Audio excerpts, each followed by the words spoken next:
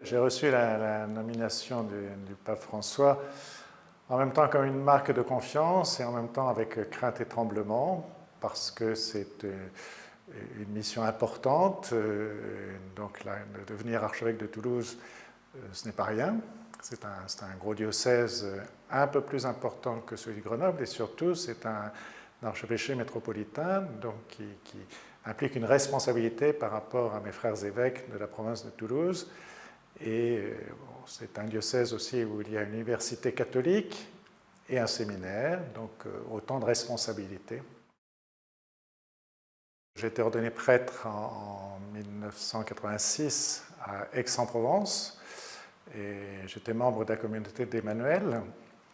Et donc j'ai été ordonné, j'allais avoir 33 ans. Et j'ai exercé mon ministère à l'équipe du séminaire d'Aix-en-Provence et comme responsable de l'année propédeutique pendant 9 ans. Les 2 premières années, j'étais à mi-temps en paroisse et puis ensuite à plein temps au séminaire. Et puis après 9 ans, 5 ans comme curé de paroisse, et c'est là que je suis devenu évêque auxiliaire de Nice, où je suis resté pendant 3 ans. Et ensuite, j'ai été nommé à Grenoble comme évêque coadjuteur pour être présent à mon prédécesseur et prendre sa suite 2 ans plus tard. Donc je suis évêque, j'étais évêque de Grenoble-Vienne depuis un peu plus de 15 ans et présent en Isère depuis un peu plus de 17 ans. Alors à 20 ans, j'avais une certitude, je ne serais pas prêtre. Mais j'avais une grande aspiration spirituelle, je cherchais Dieu et je cherchais à devenir vraiment chrétien, étant plutôt très timide et un peu replié sur moi-même. Et donc j'ai fait partie de différents groupes bibliques, groupes de jeunes, etc. Et j'avais eu l'intuition que c'était en priant avec d'autres que j'allais devenir chrétien. Et c'est là que petit à petit j'ai rencontré la communauté de l'Emmanuel. Et le Seigneur m'a fait des petits signes au cours de ce parcours pour m'appeler à devenir prêtre. Ce n'est qu'au bout de quelques années que j'ai mieux entendu l'appel et que j'ai accepté de l'accueillir. J'ai accepté l'idée d'être prêtre. Et lorsque j'ai été ordonné prêtre à Aix-en-Provence, c'était quelque chose de très fort, où j'ai su que je devenais enfin moi-même. Au cours de la célébration, j'ai senti comme si mon être intérieur se déployait et que je devenais enfin moi-même en devenant prêtre. Et donc je n'ai jamais regretté, jamais remis en cause, et j'ai toujours été un prêtre heureux, un évêque heureux, malgré les difficultés du ministère, parce que la croix fait partie complètement du ministère de prêtre et d'évêque, bien sûr. Ce sont les joies des rencontres. L'évêque est le mieux placé pour voir tout ce qui se passe de bien dans son diocèse, pour être témoin du travail de la grâce de Dieu, du travail de l'Esprit Saint dans son diocèse. Et donc ça, c'est une joie immense. Je me souviens d'un soir où je disais au Seigneur, Seigneur, j'aurais jamais imaginé connaître d'aussi grande joie. J'ai confié aux jeunes étudiants, jeunes professionnels, une église du centre-ville, aussi pour donner une visibilité à la pastorale des jeunes adultes dans l'agglomération. Et c'est un lieu d'évangélisation, un lieu qui attire, et chaque année, il y a des baptêmes de jeunes adultes chrétiens. Je crois beaucoup que l'évangélisation passe par la rencontre avec les personnes. Et donc, voilà, nous avons eu plusieurs initiatives, quelquefois d'évangélisation de rue. Tous les ans, fin juin, devant la cathédrale, il y a une mission d'évangélisation avec les jeunes et les séminaristes. Et donc, c'est l'occasion d'aller à la rencontre des gens, de parler. Il y a souvent de beaux témoignages, d'ailleurs, de belles perles dans ces rencontres. Et puis, les difficultés, ce sont les difficultés parfois des contradictions internes dans l'Église, des incompréhensions, des tensions qu'il peut y avoir. Et donc, c'est parfois assez lourd, assez difficile.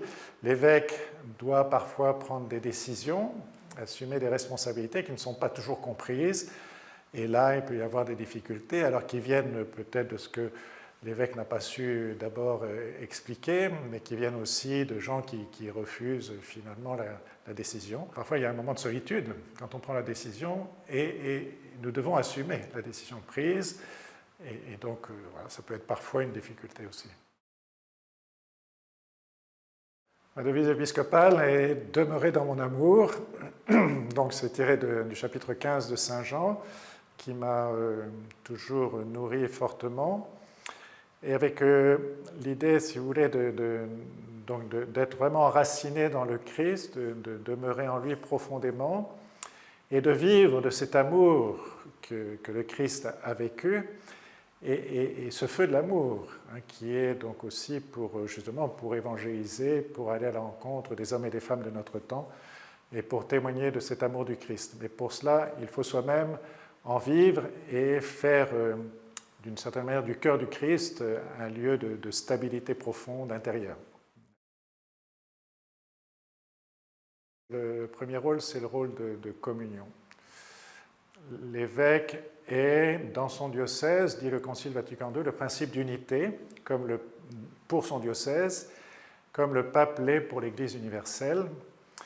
Et donc, rôle de communion, il est là donc, pour signifier la présence du Christ, le bon pasteur, au milieu de son peuple, le Christ qui conduit son Église. Et l'évêque donc, doit être serviteur, annoncer l'Évangile, gouverner avec tous ses conseils et ses collaborateurs, et donc donner une direction au diocèse. C'est pour moi une dimension très importante du ministère de l'évêque. Je dis d'abord un grand merci. Merci de m'avoir fait confiance.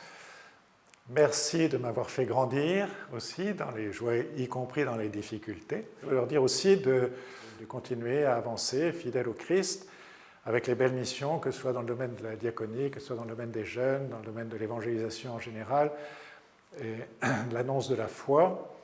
Et, ouais, il y a énormément de chantiers, énormément de défis dans l'Église actuelle, et je leur demande de continuer humblement et dans l'unité. Je suis heureux d'aller à leur rencontre, et puis leur demandant de m'accueillir comme leur évêque, celui que le pape et le Seigneur leur donnent, et puis de me faire découvrir ce diocèse, de me faire découvrir ce qui existe dans le diocèse, les orientations diocésaines. J'ai tout à découvrir. Et puis, bien sûr, là aussi, c'est une nouvelle étape. Et donc, confiance, comme nous dit Jésus, n'ayons pas peur, avançons ensemble et, voilà, et comptons vraiment sur lui qui est avec nous tous les jours jusqu'à la fin des temps.